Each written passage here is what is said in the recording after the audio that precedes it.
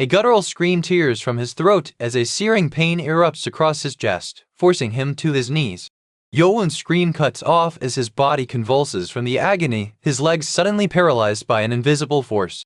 That I've been dancing in the middle of your palms from the start, fuck. They laugh bitterly as they continue. You must have had quite a lot of trouble running right now into a rage here.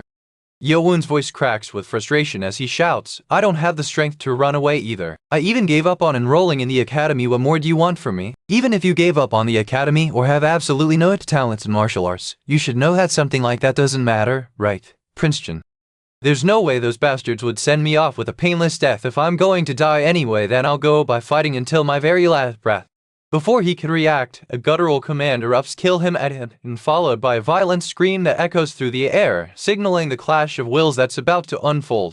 Yeo-Woon's grunt cuts through the air as a guttural command erupts, kill him at him, and followed by a violent scream that echoes through the air, signaling the clash of wills that's about to unfold. A voice roars over the chaos, mocking his defiance, questioning if his retaliation is truly over. How did that kid, someone who hadn't even mastered martial arts, kill one of our members? What if he had actually mastered martial arts? The words are a mix of anger and disbelief, his breath coming in ragged gasps. Before he can finish, a sharp gasp echoes, something unexpected has just happened. I thought I couldn't trick them twice, they snarl, eyes blazing. The man beside him mutters, doing something like, that isn't my style at all, but since our comrade died, there's no choice left. A streak of blinding light cuts through the air, forcing them to shield their eyes as the ground cracks beneath their feet. Yeo-Woon steps forward, his stance shifting into something rigid, as if bracing for a collision that isn't physical but feels inevitable. A sharp scream echoes behind them as the ground erupts in a burst of energy. Yeo-Woon's head snaps toward the sound, his muscles coiling like a spring. I've never seen clothing like this before. The fabric clings oddly to his skin, the air thick with an unseen presence. Yeo-Woon's sudden disappearance leaves the observer reeling, their voice cracking with disbelief as they struggle to process what just happened. The second speaker leans closer, eyes wide, trying to decipher the impossible feat they just witnessed. Was it mere speed or something far stranger, something that defies explanation? Exactly what is that light? A master who's reached the highest level? Why is an extraordinary master like him defending that brat? That kid's already lost a lot of blood, he's a lost cause. Yeo-Woon's voice cuts through the chaos as he shouts for retreat, his breath ragged from blood loss. Wowzers, look at that, our ancestor's in a happy mood even though he's at his deathbed. I was going to teach you earlier, but now you're right on the edge. Please make sure to succeed and make this descendant's life easier, okay? Yeo-Woon's fingers hovered over the control panel as he muttered about the Nano Machine's latest version, its interface glowing faintly in the dim light. What kind of nonsense has that strange guy been blabbering about? Four strange voices echo in his mind, one of them belonging to Sky Corporation's generation. Long ago, fighters in the Zhang who learned martial arts to protect themselves from enemies. Over time, these arts evolved from simple self-defense into complex techniques. As generations passed, those who mastered these arts grew stronger than ordinary humans, earning them the title of Moran people, or Wulin. The world was divided between forces of justice and those who wielded evil. This group, known as the demonic cult, believed strength alone could reshape destiny. Yeo-Woon's voice cracks as he shouts about an evil god invading his body, the words laced with frustration and disbelief. He stumbles forward, his breath ragged, and suddenly freezes, his stomach burning from the sword wound that pierced it moments ago. Are you awake, master? Yeo-Woon's voice echoes through the empty space as he demands to know who the mysterious presence is. Yeo-Woon's outburst cuts through the silence as the machine's garbled message floods his mind. A man's voice rings out, questioning if he's truly the evil god. Yeo-Woon's response is sharp, dismissing the notion before the stranger reveals the attack was an assassination attempt. A voice questions whether it was truly a miracle Prince Cheon survived, hinting someone must have aided him in the attack. The tone shifts as they describe a grim scene from yesterday, a body lying on cold ground, half buried, with upper bodies missing, leaving only the lower half exposed. The voice describes a massacre, corpses of men from the demonic cult, one of them still partially intact. But then there's confusion. The body of the man they just killed shows no wounds. His clothes are clearly torn by a sword, yet Prince Cheon's body bears no marks. The man's voice cracks as he accuses Yeo-Woon of being the god who saved his life, but Yeo-Woon cuts him off with a sharp question about the injuries that never happened. Yeo-Woon grunts in pain as the man's words hit him, his body reacting before his mind catches up. 6.48 billion nanomachines have been embedded in your body, the stranger declares, their words dripping with clinical certainty. He warns that if Dr. Beak discovers his ability to communicate with the nano machines, he'll be seen as unstable. The prince's body is unresponsive, his breathing shallow as they try to rouse him. A man presses his palm to the prince's chest, his voice tight with urgency as he shakes him awake. "What do you mean?" the stranger stammers, his fingers trembling as he steadies the prince's pulse. "Did something bad happen to the prince?" "No, it's quite the opposite. This could be a rare opportunity for Prince Cheon. Your entire body has been cleansed of any dirty substances, and your energy flow has been activated. You now have the perfect body to train in martial arts." He turns to the nano machine embedded in his body, demanding to know if it caused this. The machine confirms it activated to purge toxins, but Yeo-Woon insists the silence mode was deactivated, accusing it of overcorrecting. Yeo-Woon's voice cracks as he demands answers, his fingers trembling against the nano machine's surface. The demonic cult structure reveals itself as a web of 6 dominant clans, each bound to the lord through a grim tradition. To secure his lineage, he must wed figures from every clan, ensuring their bloodlines intertwine. Yeo-Woon was guided by the magistrate's leading experts, who oversaw an academy designed to cultivate the strongest warriors of each generation. This era, marked by fierce competition when multiple princes joined the academy, became known as the Battle of the Heirs in the magistrate's records. But then he realizes Dr. Beak's connection to the Poison clan, forcing him to conceal the nano machine in his body. The technology of this era cannot detect his phase state, but he knows someone must have aided Dr. Beak in this arrangement. A second voice questions how someone could transform so drastically, their voice laced with unease as they contemplate the implications of such a change. A voice from the past reflects on how Yeo-Woon was once deemed unworthy due to his frail frame and lack of combat skill, but now his physical transformation suggests he might surpass even the royal heirs. Even with the nano machine repairing his injuries, he admits he wouldn't be alive without Jang's timely arrival. Yeo-Woon responds to his nano machine with a sharp command, which the device acknowledges with a mechanical confirmation. Yeo-Woon questions the limits of his body's self-healing mode, pressing the nano machine for clarity. Determined to verify the claims, he prepares to subject himself to a test, ignoring the lingering doubts about the risks involved. Yeo-Woon grits his teeth as the self-healing mode activates, searing pain radiating from his left palm where the stab wound throbs. The blood that should be pooling from the injury has abruptly stopped flowing, leaving a strange, hollow silence in its place. "Even though I just saw it, it's hard to believe. But now I know it works," he mutters, voice laced with disbelief. "The information you transferred to my head earlier, can I really use all of those functions?" Yeo-Woon's voice cracks with frustration as he shouts, "Wait, nano machine. This doesn't make sense. Have reconstructed your body. I have come to dress you." The stranger then shifts focus, asking what to do next with a study, and offers the simple solution of flipping through a book. Yeo-Woon hesitates, noting that the only martial arts texts here focus on blood points and Kai, with the 3-Isim breathing method being an elusive discipline even for lifetime practice. But then he realizes reading about blood points might be more practical, and with a nod, he begins. Yeo-Woon stops flipping through the book, his fingers brushing the worn edges of the pages. A voice cuts through the silence, its message abrupt and clipped, information transfer complete. "Ugh, how you'll soon get used to it. I'm just stating the fact." The stranger then shifts focus to a book, mentioning corrections made to its errors about blood points. The candidates of the 6 clans have all mastered countless fighting techniques from birth, yet even after watching their brutal training, Yeo-Woon still can't grasp the 3-Isim method.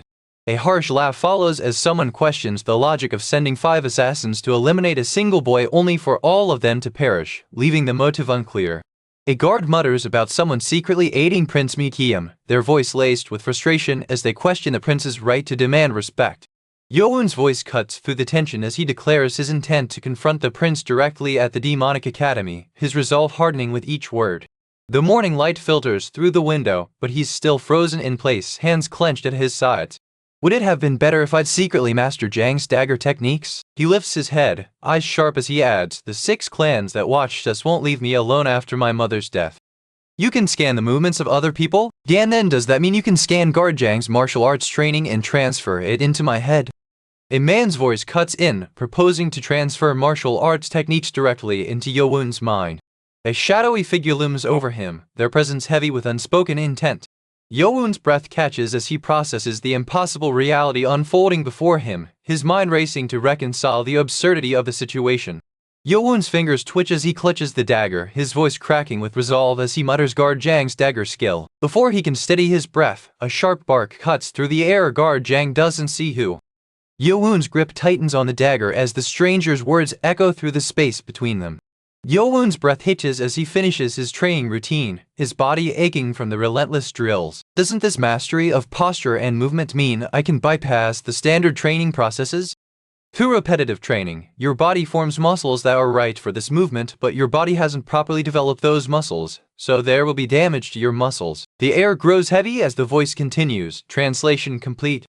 Yeo-Woon asks to lower the language level to the lowest setting, confirming that the muscle transfer will prevent pain. The procedure requires activating every nano machine and will take a couple of hours. Yeo-Woon's voice cracks with nervousness as the process begins, his body reacting with an unexpected tickling sensation that quickly escalates into a sharp scream. A man leans over him, his voice calm as he murmurs, "This is as good as most of the neighborhood masters. It has already been 5 years since I learned to cook for you. Please take care of my Yeo-Woon. It has already been 5 years since Lady HWA died from eating food containing poison. Prince Chin, are you okay?" Wince. Judging by his pulse, there didn't seem to be anything wrong. Prince Chin had been observing his training for nearly 2 years, and now the questions were finally surfacing. He's been watching my training for 2 years. Now he's asking if he's already caught up to my 20 years of experience. "I'm never doing that again," he growls, eyes narrowing. "You definitely warned me, master, huh?" As he slashes through the air, the resistance is tangible, a whisper of force that hums with potential. The second formation begins to take shape, its first step unfolding in a burst of controlled chaos. He exclaims, his mind racing through the implications of mislabeling Nigong as the soft style or internal when it doesn't align with historical practices. His explanation grows more frantic as he clarifies that Weigong should refer to external skill tied to Shaolingquan, the so-called hard style or Weijia, leaving him worried about the consequences of his error.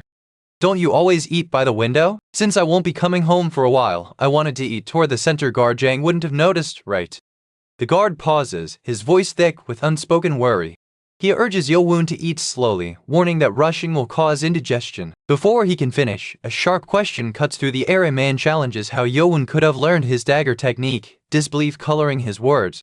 A man nearby reacts, confirming Yeo-Woon's insight and warning that stealing martial arts techniques is considered a grave taboo in Murim, drawing sharp glances from others. Yeo-Woon confesses to violating the sacred code by siphoning a forbidden technique via Nano's power, his voice laced with remorse.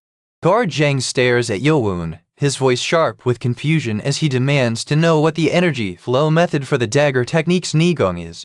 "I'm never going to cry again. 5 years have passed since Lady Hwa's death, but now they must part ways once the prince is officially admitted. Their time together ends." The speaker urges him to grow stronger, to cry today if he must, but the path forward demands resilience. Yeo-Woon exhales sharply, his voice steady as he vows to move forward without fear, the loss of his mother fueling his resolve to act decisively in the days ahead. Yeo-Woon's voice cuts through the tension as he declares he still has a place to return to, a tether to something he hasn't yet revealed. Yeo-Woon's voice cuts through the tension as he declares he still has a place to return to, a tether to something he hasn't yet revealed. The words hang in the air before a sharp challenge cuts through. "Did you come here without the resolve that this place could be your last?" "That red hair, that's the left guardian." The kids in the front row, are they the heirs of the 6 clans? Dark Clan number Cheon Yeo-Woon, Sword Clan number 2, Cheon Kyung-Woon. The Spring Clan's number 3, Cheon Moo-Kiam, lets out a tisk of frustration as he mutters about how annoying the situation has become. Moments later, the Poison Clan's number 4, Cheon Jong-sum, and the Blade Clan's number 5, Cheon Yu-chan, step forward, their presence adding to the growing tension between the rival factions. The Sound Clan's number 6, Cheon Won-rya, is announced as the sole female candidate this time. A man reacts with confusion, demanding to know where someone is missing. A man questions the absence of a name tag, confirming the prince's identifier is missing. Yeo-Woon's voice cuts through the tension as he recounts the relentless attacks from those who sought his death. A stranger's scoffing remark cuts in, pointing out a black numbered tag on a candidate from outside the 6 clans. The scoff continues, mocking the sight of someone alone at the back of the crowd, implying they're an illegitimate child of the lore. The crowd's murmurs swell as the scoff echoes, their whispers sharp with disdain. A startled gasp cuts through the noise as Yeo-Woon stumbles back, his hand flying to his chest. Tisk tisk, those shabby clothes, he sneers, eyes narrowing at Yeo-Woon's disheveled appearance. You drunk bastard, what are you looking at? A hushed silence falls as Yeo-Woon's guardian steps forward, their voice cutting through the air with authority. Great Guardian King Marakim, they intone, bowing low. Before he can react, a new voice booms across the space, one of the top 5 strongest in Murim, Chinma Cult Lord Cheon Yeo-Woon. Before he can process the shock, the man's voice cuts through the tension. His presence is so overwhelming, as expected. A stunned silence follows as the revelation lingers, then a sharp command rings out. A voice calls out with reverence, announcing the ritual is prepared. Then comes the declaration. In this place, train and make ties become the power of the cult. The air crackles with unspoken urgency, tension coiling like a storm about to break. Yeo-Woon recalls the first encounter, those distant, unyielding eyes that never met his, a presence that vanished the moment his mother's grief became public. Yeo-Woon's thoughts drift back to the moment the Lord's words faded into silence, his gaze fixed on the dais where the ceremony had unfolded. Are you not going to stand straight? I'm going to keep it simple, so listen carefully. Who said a bastard like you could ask a question? Yeo-Woon's sharp retort cuts through the air, his voice laced with disbelief as he accuses the stranger of having a problem with him calling them a bastard. The stranger reveals the stakes. A special reward awaits those who advance to the next stage, starting with the first benefit being the Black Dragon Ball. They question why the masters would distribute it if it were so powerful, noting the ball's effectiveness diminishes with each use and most people can't fully absorb its benefits. The speaker speculates if the opportunity to study the 6 clans' secrets or various martial arts manuals could mean learning divine phonology, the same advanced technique mastered by Murim experts.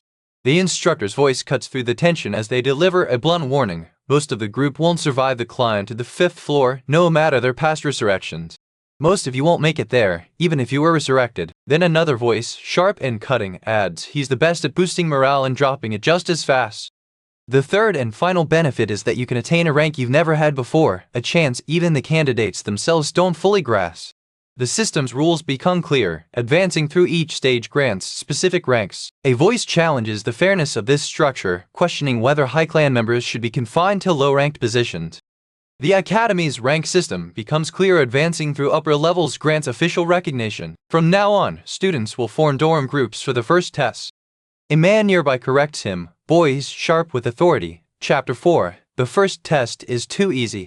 How can we have the first test already? A stern voice cuts through the chaos. Those who fail this test will be expelled. This test will assess your basic skills. Those without Nigong will be sent to service districts. We need people to do the dirty work, so don't try too hard. That's why the ladies of the 6 clans made me swear not to learn Nigong. A man's laughter rings out as he mocks the situation, claiming someone else's idea is clever enough to spare him the trouble of killing another. The voice belongs to Hang So-yu, the demonic cult's elder and leader of the Sound Clan. The group's shock turns to frantic whispers as the Sound Clan's leader steps forward, their presence alone writing the test's stakes. The leader's voice cuts through the tension as they declare the test's requirement. Even a flicker of Nigong will let the candidates endure the energy wave for a full minute. The air crackles with barely contained power as the test begins.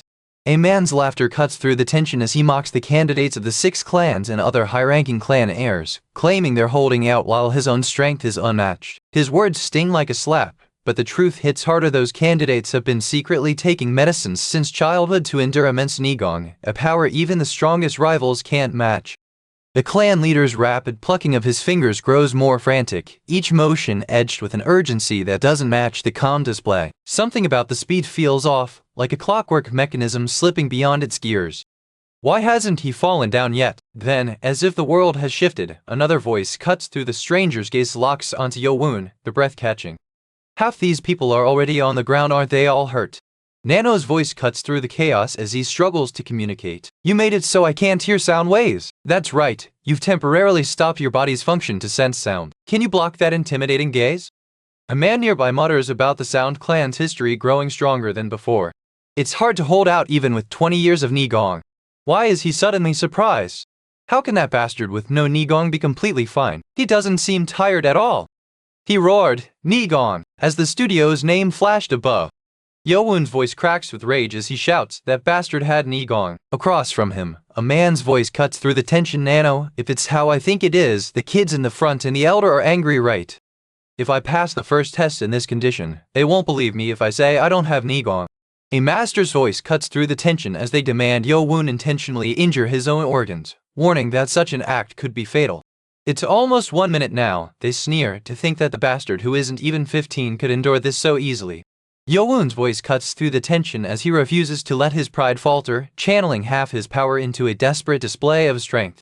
A man in the shadows snarls a name that sounds like Refurshka before coughing violently, the sound raw and desperate. Across from him, the elder's voice cuts through the chaos, warning that another move will escalate the danger.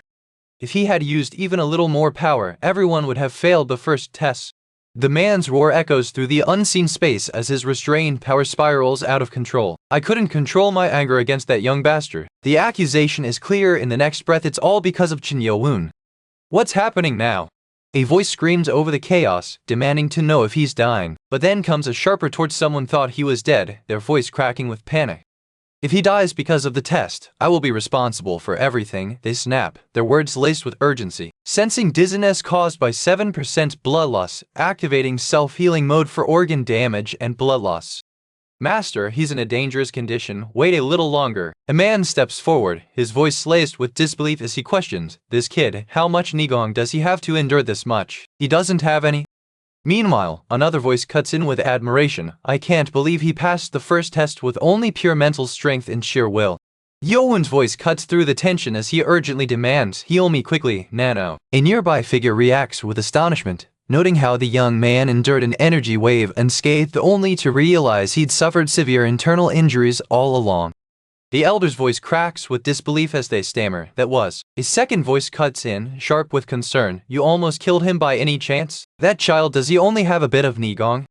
The elder's words hang in the air, their meaning clear. Yeo-Woon showed no signs of Nigong after the stimulation. The second speaker's frustration grows as they demand to know how he endured the energy wave without any Nigong at all.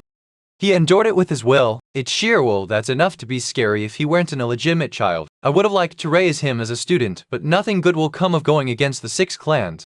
When he proves his will is the true weapon, their amusement turns to a dark chuckle. That's none of your business. Just go to a corner and drink all you want. You seem to speak well even with a mouth full of alcohol. A surge of raw power erupts as the right and left guardians clash, their energy radiating in opposing forces.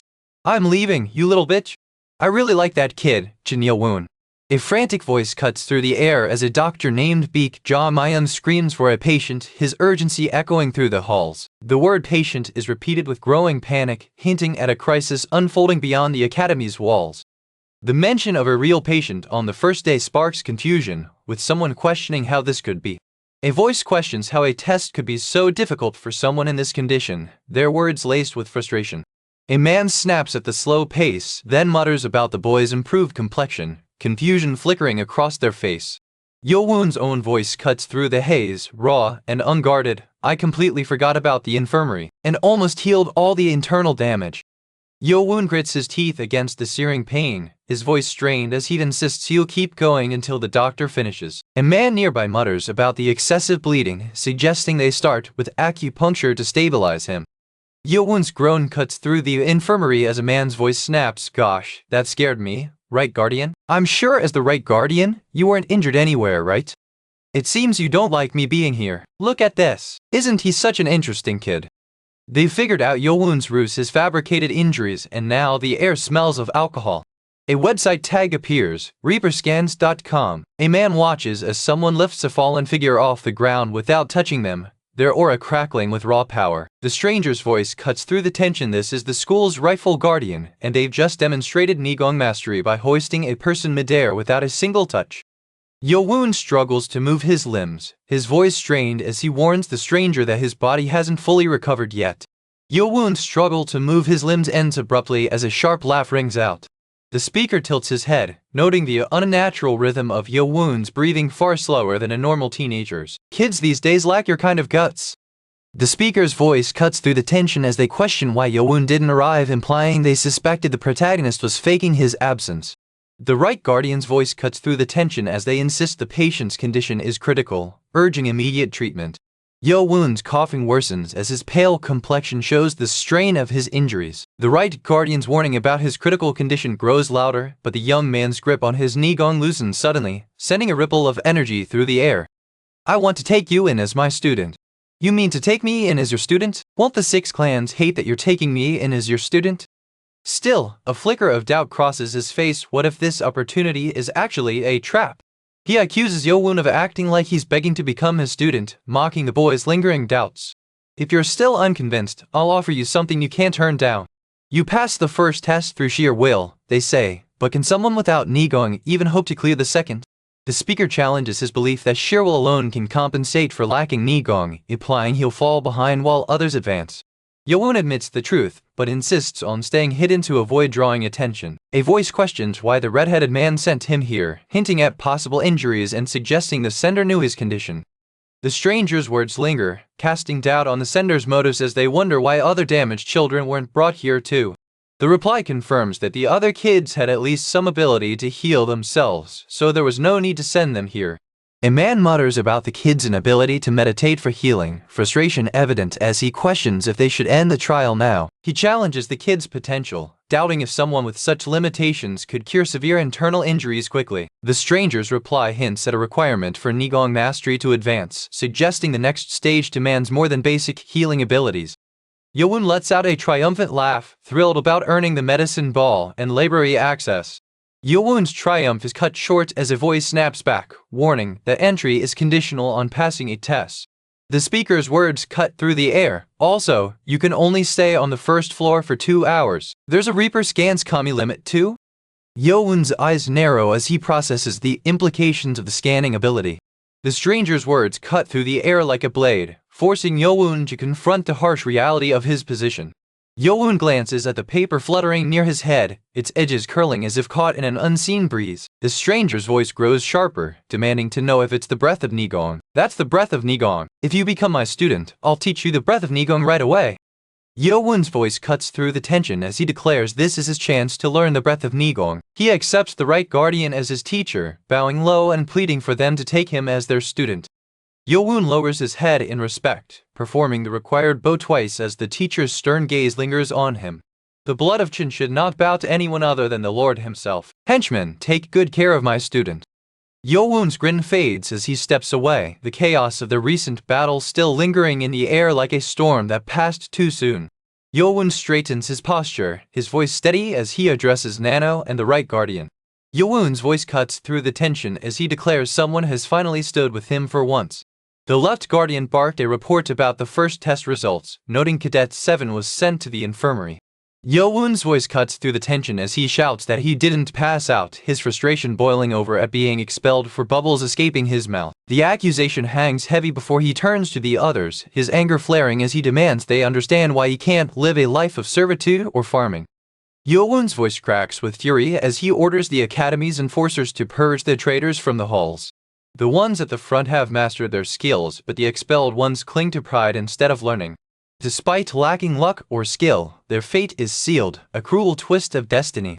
The candidates of the 6 clans stand divided, with 8 from the upper clans clearly ahead of the rest. Yet survival isn't guaranteed. Cadets must amass centuries' worth of Nigong to withstand Elder Hang's devastating energy waves, a feat beyond the reach of most. The Dark Clan's Cheon Yeo-Woon and the Blade Clan's Cheon Yu-chan stood unshaken, their bodies absorbing the energy waves without flinching. Rumors spread of a battle between the 2 clans, though the details remained unclear, leaving the cadets to speculate on the stakes ahead. The mention of edit support lingered in the air, hinting at unseen adjustments shaping the narrative's flow.